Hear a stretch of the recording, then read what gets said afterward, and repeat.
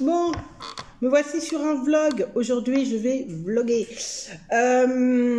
Vlog PMA. Donc, je vous ai laissé sur la tisane que j'avais faite il y a quelques semaines maintenant, parce que c'était il y a 2 semaines, je crois.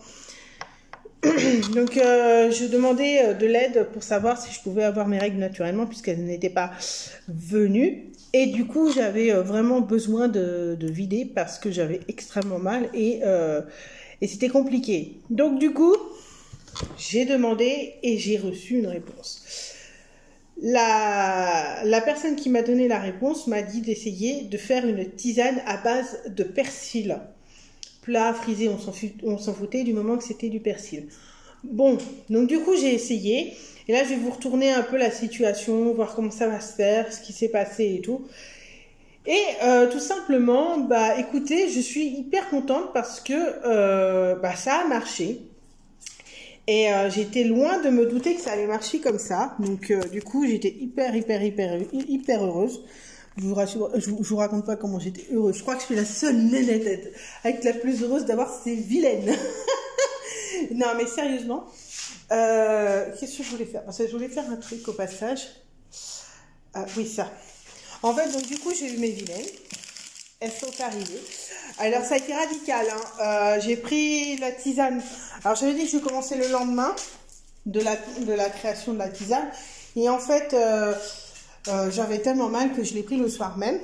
Donc, j'ai attendu qu'elle vieillisse un peu. Et puis, je l'ai pris. J'ai pris, alors, pour être honnête avec vous, hein, je vais vous montrer, c'est pas énorme. J'ai pris un verre comme ça. Vous voyez, c'est un petit verre avec du sucre. Parce que du persil, déjà le persil, c'est pas un goût que j'affectionne. Et donc, du coup, je me suis dit, bon, bah, pourquoi pas. Attendez, je vais vous, voilà.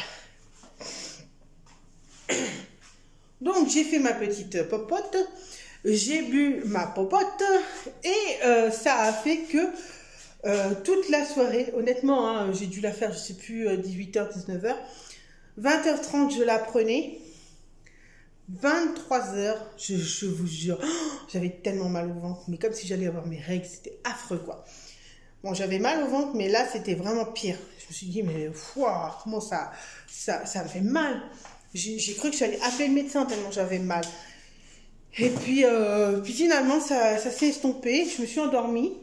Et je me suis dit, bon, je vais reprendre une petite dose le matin parce que je veux voir comment ça fait quoi.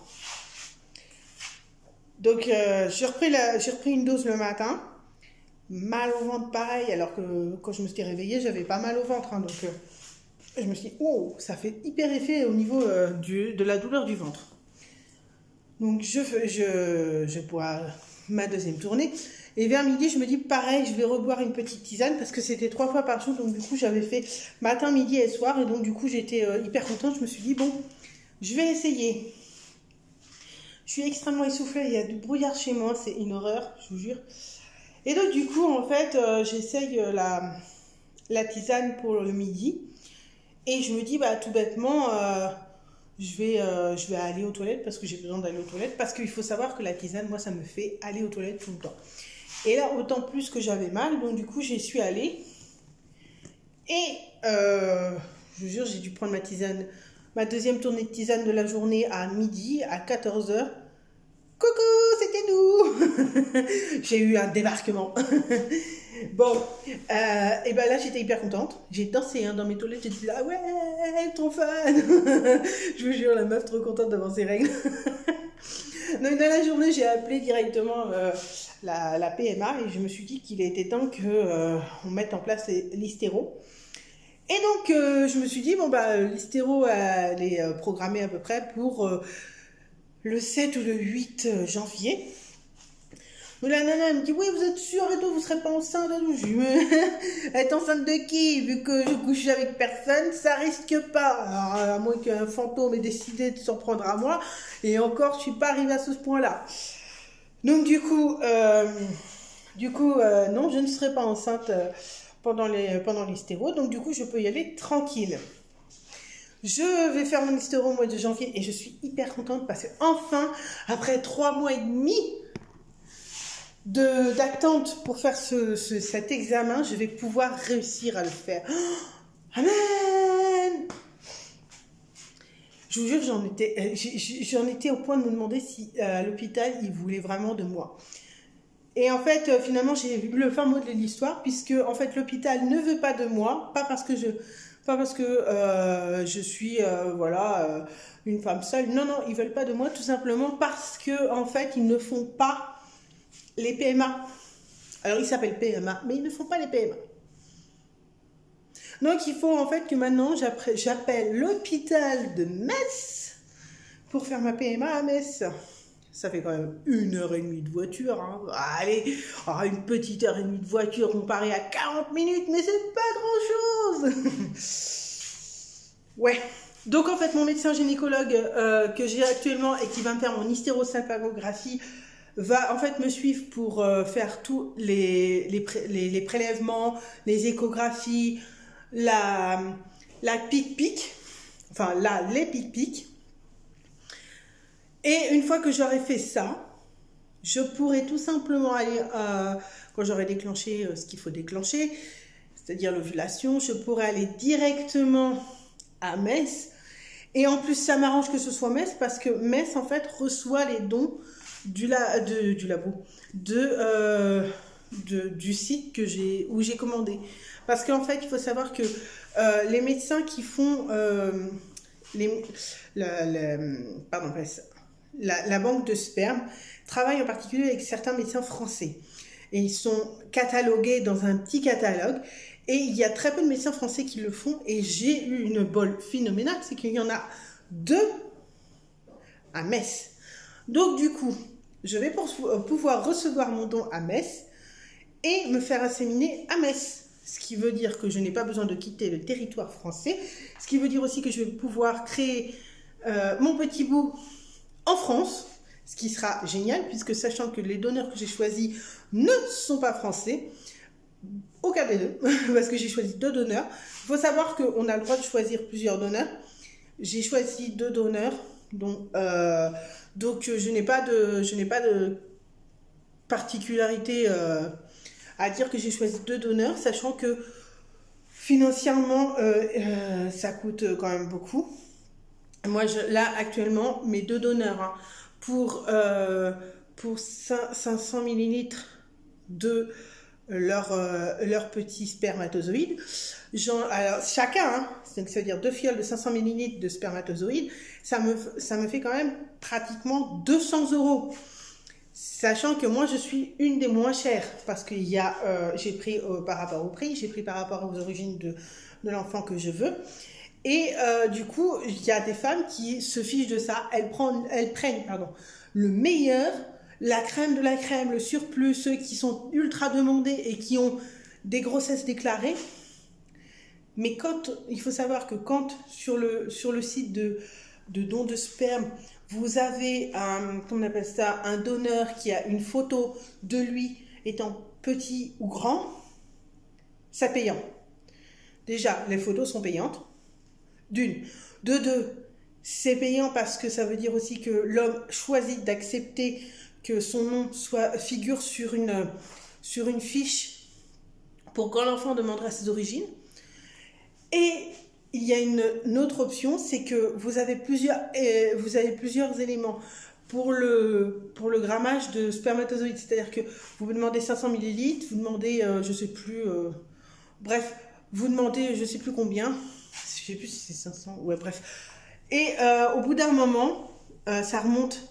Et plus la personne a des photos, plus la personne a des déclarations de grossesse sur le site, il se doit de déclarer les grossesses effectuées, eh bien, cette personne-là augmente de tarif. C'est-à-dire que, par exemple, moi, aujourd'hui, je n'ai pas de grossesse déclarée, mais si j'envoie, on appelle ça, un mail au site en leur disant voilà, je déclare une grossesse avec tel individu, ça veut dire que la prochaine qui commandera les mêmes spermatozoïdes de cette personne payera pas le même prix que moi, puisque moi je sais pas, mettons je leur ai payé 5 €, c'est pas 5 €, hein, mais je le paye 5 €, eux ils vont augmenter parce qu'il a déclaré une grossesse. Voilà, c'est comme ça que ça se passe. Alors, aujourd'hui, mes 2 donneurs sont à tel tarif, Mais dans 2 mois, je peux avoir un tarif totalement différent parce que tout simplement, bah, mes donneurs ont donné des grossesses, tout simplement. Bref, donc, en gros, qu'est-ce que j'ai mangé pour avoir... Ah oui, pardon. J'ai les lèvres qui sont super sucrées, je me dis, mais qu'est-ce que j'ai mangé? Mais oui, en fait, j'ai été invitée à manger on appelle ça un gâteau chez des amis, et c'était super sucré. Donc du coup, voilà où j'en suis. Donc mon hystéro est posé. Donc ça veut dire qu'une fois que mon hystéro est posé et que j'ai le diagnostic, je peux enfin commencer la PMA.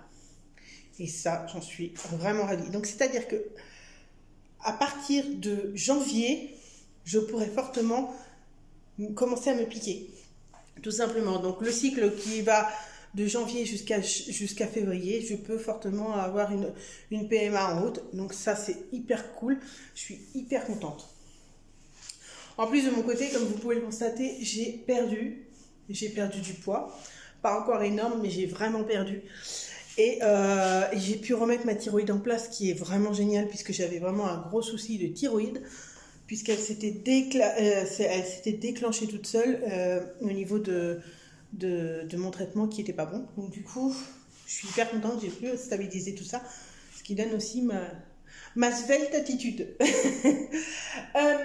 Sinon, à part ça, bah, comme vous pouvez le constater, le Père Joël est passé. Hein, non, ce n'est que les cartons vides. Et puis, du coup, là, je vais appeler Metz.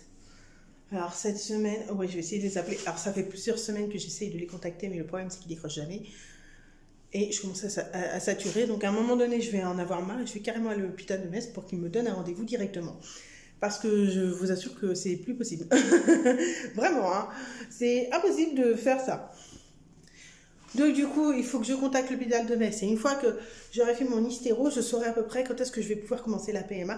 Et donc du coup aussi, quand est-ce que je vais pouvoir commander. Mais ça, je le verrai avec le médecin de Metz qui me fera un petit débrief à chaque fois que j'aurai une écho ou des piqûres.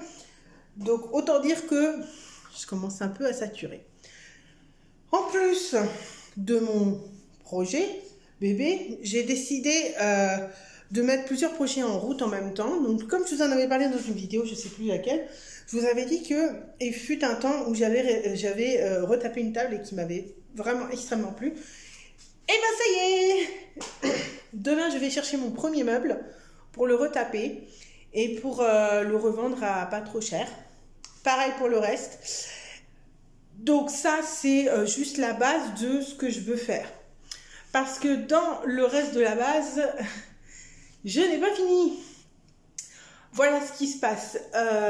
Étant donné que je suis allée à Pôle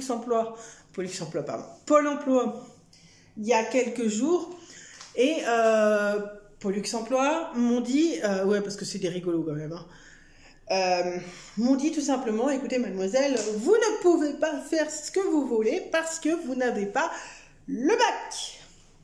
J'ai le bac à linge, j'ai le bac à sable, mais je n'ai pas le bac. Donc, j'ai un peu pété les plombs. Et j'aurais dit, bah écoutez, puisque c'est comme ça, comment on peut faire? Et la dame me dit, bah écoutez, il faut aller en DUT. Sachant que j'ai quitté l'école à 17 ans, j'ai fait une filière professionnelle, le DUT, ça me parle pas des masses. Hein. Étant donné que j'invente des mots et que j'écris comme un cochonnet, et puis alors personnellement, rester assis derrière une table, bah, écouter un prof qui blablabla avec des petites poufs qui sont là. Ah mais tel est couché électrique, elle me chie. Oh non merci. Non merci. Non merci. Je ne veux pas de ça. Donc non, je n'irai pas en DUT. Ce n'est pas ma carte. Mais j'ai quand même réussi à trouver une petite astuce. Je vais passer mon bac en candidat libre. Et ouais. Alors, je vous en parle à vous, mais je n'en ai pas parlé à ma famille. Bah, tout comme d'habitude, je ne parle jamais de rien à ma famille, puisque pour ma famille, je suis une loseuse professionnelle. Je ne travaille pas, je vis sur je ne sais pas quoi. Je fais Je n'ai pas de copain à 33 ans, je ne suis pas mariée, je n'ai pas d'enfant, donc je suis à la normale. Donc voilà, au jour d'aujourd'hui, ma famille, je leur dis rien. Donc je me suis laissé 3 ans. Voilà, c'est décidé aujourd'hui. J'ai une pote qui a commencé son master et elle m'a dit, écoute, moi j'ai fait ma formation là, comme ça, et puis on en a discuté. J'ai dit, écoute, moi je veux reprendre mes études, mais je veux faire mon bac. Donc au moins avoir un bac, même si c'est juste un bac, on s'en fout quoi, un petit bac, je m'en fous. C'est juste que je veux avoir le papier qui dit je suis baccalauréat quoi. J'ai eu le baccalauréat et puis basta quoi. Donc j'ai choisi ma filière qui est, me demandez pas, je ne me rappelle pas. Tout ce que je sais, c'est qu'il y a de la compta dedans, de la philosophie et de l'anglais. Tout ce que j'aime pas, c'est dedans. Donc, mais c'est une filière qui est quand même déjà où il n'y a pas beaucoup de candidats qui sont dedans, et d'une. Et puis de deux, comment dire, l'avantage de le passer en candidat libre, c'est que je peux le passer n'importe quand. Donc je me suis laissé 3 ans pour travailler tranquillement. Donc normalement, en 2023, je passerai mon bac. En juin 2023, j'essaierai de passer mon bac. Donc j'aurai pratiquement 36 ans. Et j'ai eu mon permis à 31 ans. Donc... voyez, moi je fais tout en décalé, mais je le fais. Mais je le fais à ma lenteur. Donc du coup, je vais passer mon bac tranquillou. Je vais déjà commencer à étudier. Donc je ne sais pas comment ça va se passer. Comme vous pouvez le voir, si en plus je fais ma PMA, comme je serai instable au niveau thyroïdien, je risque d'être une plaie finie. Vaut mieux que je fasse quelque chose qui me permette de décompresser. Donc du coup, je vais entamer. Aïe, aïe. Elle m'a attaqué. Donc du coup, vaut mieux que je travaille de chez moi. Donc je vais commencer mes études tranquillement. Et puis retaper des meubles, comme j'avais dit, pour les revendre. Donc du coup, j'ai contacté quelques personnes qui acceptent de me vendre à bas prix leurs petits meubles pour pouvoir les retaper parfaitement et les revendre tranquillement. Donc, je vous montrerai ça quand je vais aller chercher un meuble demain en osier et je vais le récupérer, le poncer, lui faire la totale, hein, une petite toilette de jouvence, comme on dit, et puis je lui remettrai tout ce qu'il faut. Donc là, voilà mes projets de cette année. Donc, il faut que je trouve un moyen de me dire, voilà, écoute, tu vas faire comment on appelle ça, tu vas faire ton bac. Voilà, merci, j'en ai marre, je rame ce soir, je rame. Tu vas faire ton bac, tu vas t'y tenir. Alors, à titre d'information, il y a quelques années, je ne sais plus ce que j'avais fait, mais en fait, je ne voulais pas le faire et pendant 1 an, j'ai tenu parce que je me suis en fait dit, à chaque fois que tu fais ça, tu mets...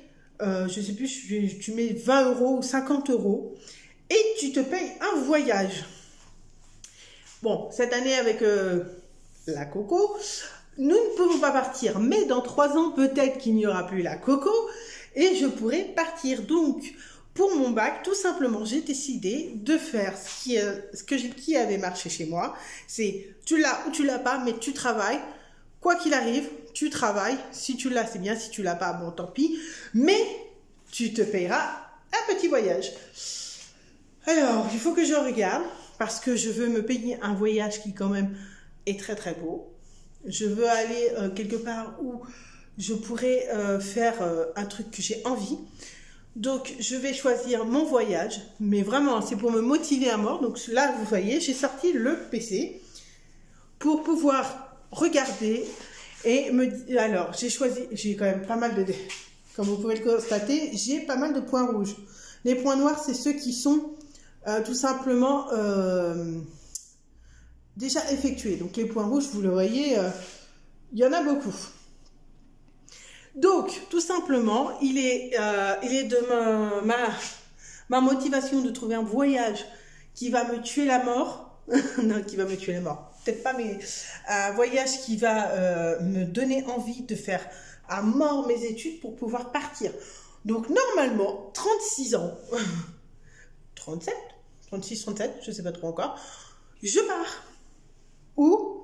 Voilà, la destination, elle est grande. Hein. Je ne sais pas où je pars. J'ai bien une petite idée, mais à savoir que il faut un budget énorme. Donc, pour l'instant, je vais juste me dire qu'il faut que j'attende. J'attends simplement de voir où ça va me mener. Mais en gros, en 2023, je passe mon concours. Et normalement, 2023-2024, je pars en voyage. Voilà. Vous savez tout. Alors, je n'oublie pas mon projet bébé. Hein. Bien au contraire. Mais étant donné que la plupart du temps, on me dit, quand tu fais un projet bébé, tu restes fixé dessus et tout. Sauf que là, moi, j'ai mis en ordre tout ça pour justement éviter d'être fixé dessus, que ça puisse marcher. Si en plus le voyage est open, pourquoi pas? Maintenant, comme je vous l'ai dit, si bébé est arrivé, le voyage ne servira pas à... l'argent que je vais mettre de côté ne servira pas au voyage, mais servira tout simplement à petit bébé.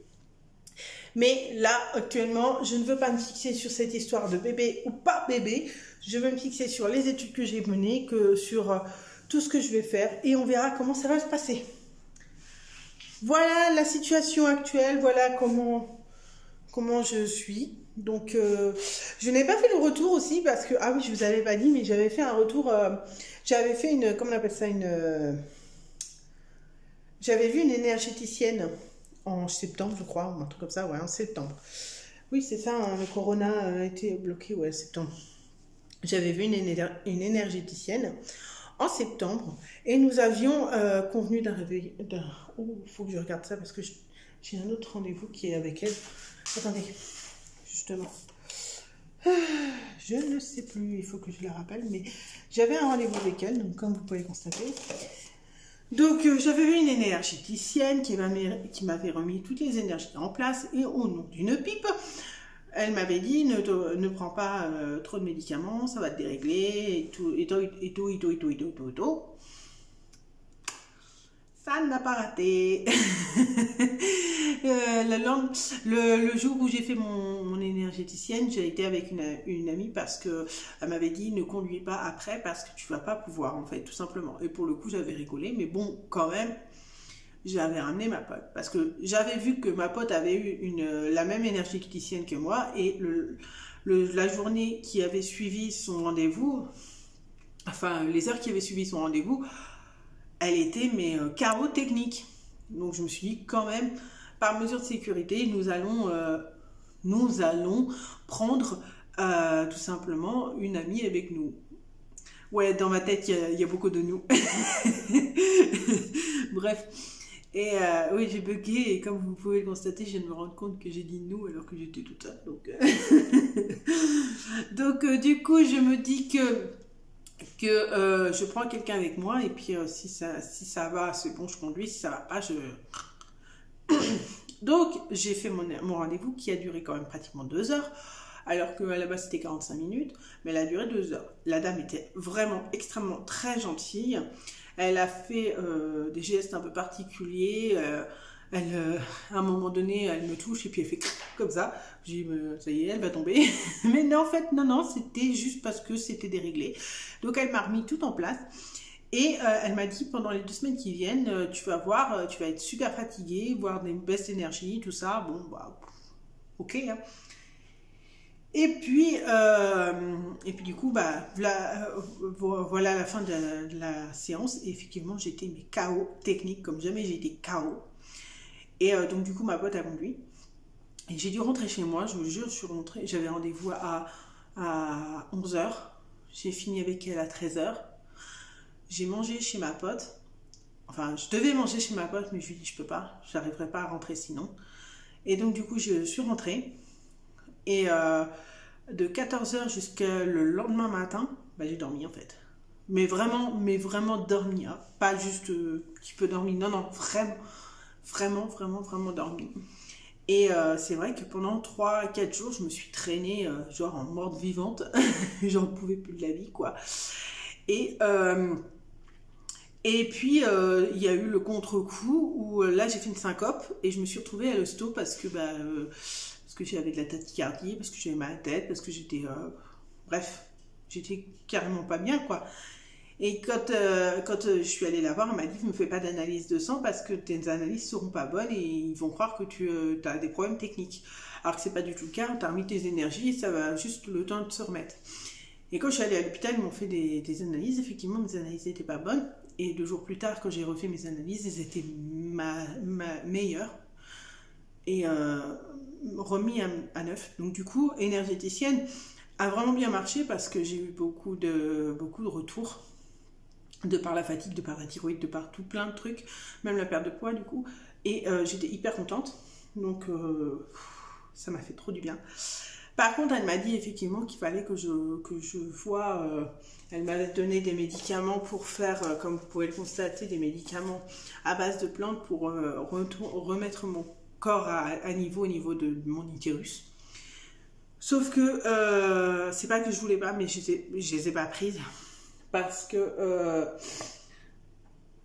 j'ai vu les tarifs et que je trouvais que c'était extrêmement cher pour ce que c'était. Donc voilà, après j'ai fait le choix de faire comme ça. Elle m'a donné rendez-vous là au mois de janvier, donc c'est pour ça il faut que je revoie à quel moment elle m'a donné rendez-vous, parce que je sais que j'ai un autre rendez-vous au mois de janvier, enfin plusieurs rendez-vous, donc il faut absolument que je me mette en rendez-vous avec elle. Et donc, du coup, j'ai de nouveaux rendez-vous avec elle où elle va me faire ses traitements, elle va me faire tout ça, et on verra comment ça va se passer. Mais en tout cas, une chose est sûre, c'est que je suis hyper contente des retours que j'ai eu de tous les trucs que j'ai fait. Et puis voilà quoi. Et là, je vais me mettre dans l'anglais apprentissage en mode hypnose. Parce que faut savoir une chose, c'est que moi, l'anglais, je suis une brêle. Mais quand je dis une brêle, c'est genre vraiment lamentable. Je suis nulle, mais nulle. Donc du coup, il faut absolument que je trouve comment... Alors, attendez. Voilà, avec moi. Il faut absolument que je trouve comment, tout simplement, je vais pouvoir faire pour apprendre l'anglais. Parce que vraiment, ça me passionne pas l'anglais, mais quand je vous dis ça me passionne pas, c'est vraiment ça me passionne pas. Donc du coup, je vais essayer d'apprendre l'anglais. En plus, pour le bac, il faut apprendre l'anglais et l'écrire. Étant donné que j'ai déjà pas la motivation de l'apprendre, ça va être compliqué. D'où les 3 ans. Mais bon, déjà, on va voir comment ça va se goupiller. Parce que je suis pas plus bête qu'une autre, je peux carrément apprendre. Et puis, je sais que l'hypnose chez moi, ça avait super bien marché pour d'autres choses. Et donc là, j'essaye un peu les trucs un petit peu qui sortent comment on appelle ça, du lot, parce que vraiment, il faut absolument que je mette à l'anglais. Si je veux partir dans le monde entier, il faut à un moment donné que j'apprenne l'anglais, et ça, il n'y a pas de tordre du fessier pour tout. Bref, comme vous pouvez le constater, il faut absolument que, tout simplement, j'apprenne l'anglais. Donc, voilà les nouvelles de ce que je vais faire en ce moment. Étant donné que je suis toujours sans emploi parce que à cause du corona et de ma santé, je ne peux pas me permettre de courir chez les petites personnes âgées. C'est pas possible. Donc du coup, je suis punie chez moi et il faut que je fasse quelque chose. Donc voilà, je vais faire quelque chose, mais il me faut du temps et il faut que je prenne à travailler par moi-même. Voilà, parce que c'est pas Pollux Emploi qui va m'aider, hein. Mais bon, ils ont été quand même très réactifs à Pollux Emploi parce que quand je suis allée à Pôle Emploi la dernière fois, il y a 2 jours, je les ai appelés le lundi et elle m'a rappelé le lundi matin, elle m'a rappelé dans l'après-midi en me disant écoutez, je vous donne rendez-vous pour mardi matin, donc le lendemain. Et le mardi, je lui dis voilà, je veux faire ça et ça, mais j'ai pas les diplômes, j'ai pas ça. Donc du coup, comment je peux faire? Et là, elle m'a dit écoutez, moi je vois pas, je peux pas, je suis pas capable de gérer ça. Donc je vous envoie vers une collègue qui peut gérer ce genre de situation. Et à partir de là, on voit comment je peux faire pour vous aider. Elle m'a dit elle vous rappellera normalement dans la semaine et tout. J'ai pas attendu la semaine, hein. L'après-midi même, elle m'a rappelé. Elle m'a calé un rendez-vous pour le 23 décembre. en me disant je vous appelle, parce que là on ne pourra pas vous recevoir, je vous appelle, on fait le point, on discute, on se fait une vidéo cam, je vous fais la totale, et puis du coup on voit comment ça se passe. Ok, pas de problème. Et elle m'a dit, une fois qu'on aura bien posé toutes les bases, au mois de janvier, vous venez à la maison. Parfait, à la maison Pôle emploi. Hein. Je fais, bah parfait, écoutez, moi ça me va. Si les gens à Pôle emploi sont motivés comme ça à m'aider, bah pas de problème, moi je demande que ça. Donc voilà. Donc moi, écoute, ça me va parfaitement. Parfaitement. Après, voilà, c'est comme ça. Enfin, bon, faut que j'aille me préparer à manger. Mais je vous avoue, je suis sortie d'un crumble qui m'a posé sur l'estomac un espèce de pavé. J'ai pas envie de manger. Il est 19h moins 20. Je pense que je vais attendre un petit peu, puis voir si j'ai faim. Mais pour l'instant, j'ai pas faim, donc je me force pas à manger tant que j'ai pas faim. Donc voilà, là c'est pas le cas. Et puis comme vous avez pu le constater, je suis allée au coiffeur. Et du coup, j'ai fait un rouge avec des mèches blondes. Du coup, ça donne un petit côté rosé et c'est pas mal parce que trop rouge, c'était compliqué. Et puis, j'avais besoin de changer de tête. Parce que quand on change de tête, on change de vie. Et j'ai besoin de changer de vie. Voilà, bon. Bah, sur ce, je vous laisse. Je vous donnerai plus de nouvelles un peu plus tard. En tout cas, vous viendrez avec moi normalement au mois de janvier. Si je ne refais pas de vlog avant, je vous souhaite de bonnes fêtes de fin d'année. Mais je pense que je vous en referai normalement. Je vous ferai peut-être pas un vlog, mais je vous ferai un débrief de District Z. Et puis voilà quoi. Donc on se reverra de toute façon à un moment donné. Voilà, je vous fais de gros bisous. Je vous souhaite une bonne soirée, de bonnes fêtes de fin d'année. Et je vous dis à l'année prochaine.